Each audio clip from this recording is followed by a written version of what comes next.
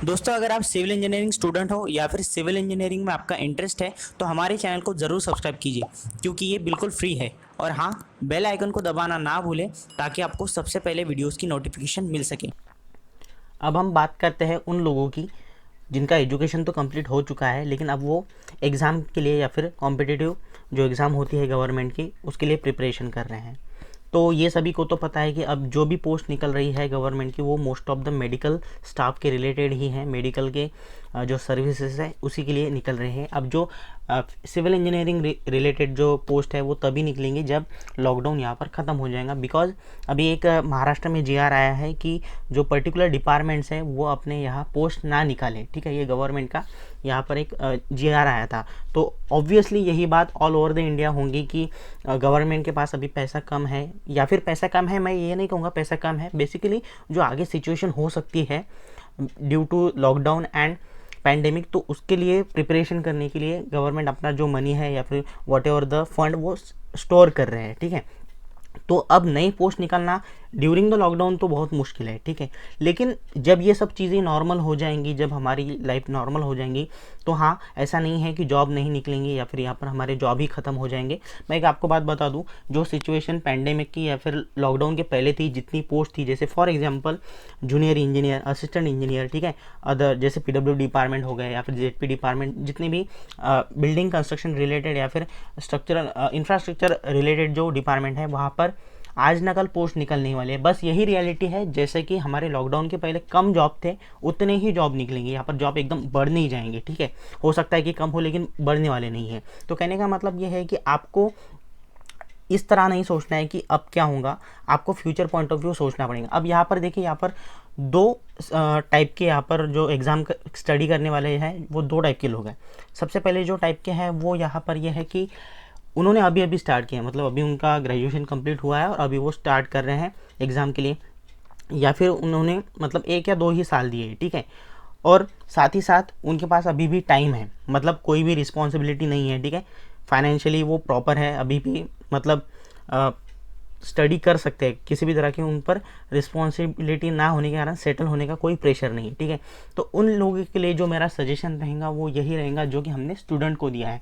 देखिए, ये जो टाइम है, अब इसमें जो भी कॉम्पिटिटिव एग्ज़ाम के लिए जो प्रिपेयर कर रहे हैं, जो भी होशियार बच्चे हैं, वो यही कर रहे होंगे कि सब कुछ छोड़ के वो अपने स्टडी पर फोकस कर रहे हैं। बिकॉज उन्हें ये पता है कि जब पोस्ट निकलेंगी तब हमें प्रिपेयर रहना है। ठीक है, तो बस यहाँ पर यही सजेशन है जो हमने स्टूडेंट को दिया था कि अगर आप कॉम्पिटिटिव एग्जाम के लिए प्रिपेयर कर रहे हो और अगर आपके पास वक्त है, ठीक है, आपको सेटल होने का कोई प्रेशर नहीं, आप पर कोई रिस्पॉन्सिबिलिटी नहीं है, तो ये चीज़ें आप एज अ स्टूडेंट की तरह ही लीजिए। जो लॉकडाउन है या फिर पैंडेमिक, इसको आपको ज़्यादा फोकस नहीं करना है, या फिर इसके रिलेटेड जो भी न्यूज़ है उस पर भी आपको फोकस नहीं करना है। आपको फोकस करना है आपके स्टडी पर, आपके पोस्ट पर। ठीक है, उसी चीज़ के लिए आपको प्रिपेयर करना है जो आप लॉकडाउन के पहले कर रहे थे। सो लेट इट भी, जो जैसा था वैसा ही आपको रहने देना है, आपको उसी तरह से फोकस करना है। और अब तो आपको ज़्यादा टाइम मिलेगा, बिकॉज अब आपके पास वक्त ही वक्त है as compare to the normal life.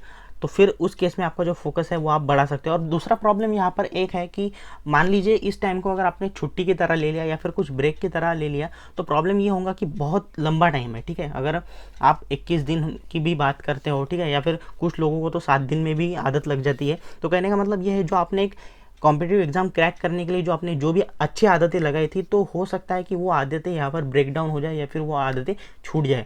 तो वो अगर आपको अवॉइड करना है तो आपको वैसे ही ज़िंदगी या फिर वैसे ही आपको कॉम्पिटिटिव एग्जाम के लिए प्रिपेयर करना है जिस तरह से आप लॉकडाउन के पहले कर रहे थे।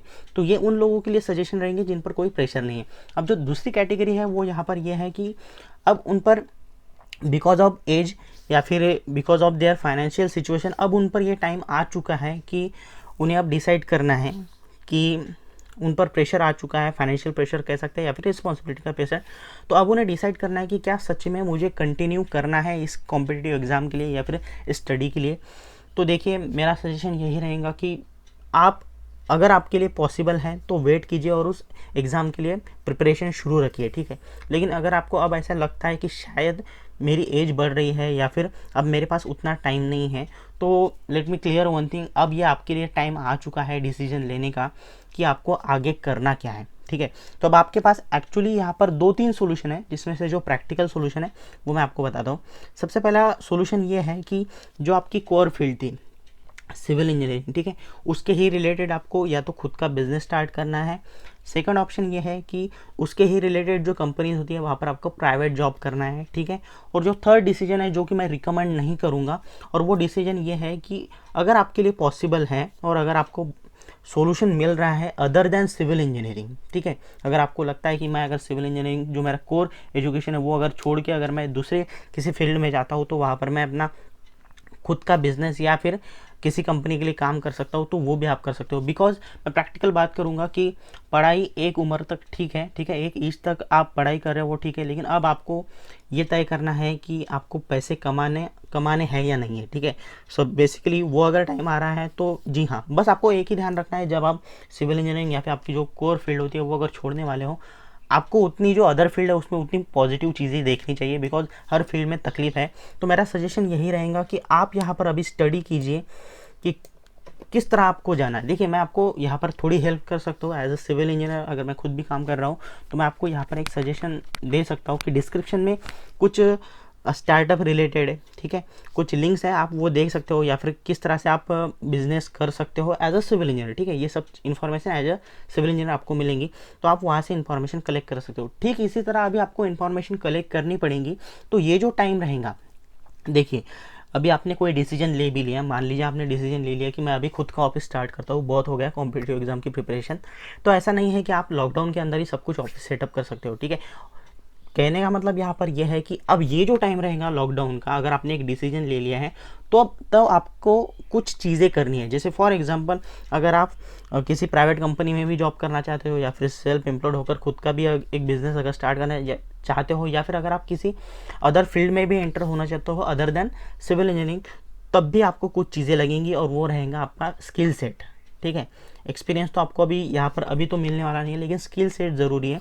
एग्जांपल दे रहा हूँ कि मान लीजिए अगर आप चाहते हो कि आपको किसी कंपनी में अभी जॉब करना है, तो उस पर्टिकुलर जॉब के रिलेटेड अगर कंसल्टेंसी जॉब है, मैं एग्जांपल दे रहा हूँ कि मान लीजिए आप यहाँ पर कंसल्टेंसी में जाना चाहते हो जहाँ पर एस्टिमेशन का वर्क होता है, तो ये जो टाइम है लॉकडाउन का, तब आपको आपकी पढ़ाई छोड़नी पड़ेगी, बिकॉज आप पर वो प्रेशर आ चुका है, और आपको ये जो स्किल्स होते हैं, इंटरव्यू कैसे देना होता है, इंटरव्यू क्रैक कैसे करना होता है, बाद में जो टेक्निकल स्किल है कि एस्टिमेशन एंड कॉस्टिंग के जो काम होते हैं वो कैसे किए जाते हैं, ये सब आपको ऑनलाइन या फिर किताबों से पढ़ना पड़ेगा। ये टाइम आपको इस चीज़ के लिए इस्तेमाल करना होगा, ताकि जब लॉकडाउन खुल जाए तब आप जब इंटरव्यू देने जाओ तब आपकी जो पॉसिबिलिटी है या फिर प्रोबेबिलिटी है वो बढ़ जाए।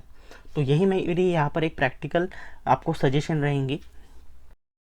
दोस्तों अगला वीडियो आने तक आप हमारी वीडियो को ज़्यादा से ज़्यादा लोगों तक शेयर कीजिए, क्योंकि आपका शेयर करना, सब्सक्राइब करना और लाइक करना हमें बहुत ज़्यादा मोटिवेट करता है, और इसी मोटिवेशन से हम इस तरह की वीडियो ला सकते हैं।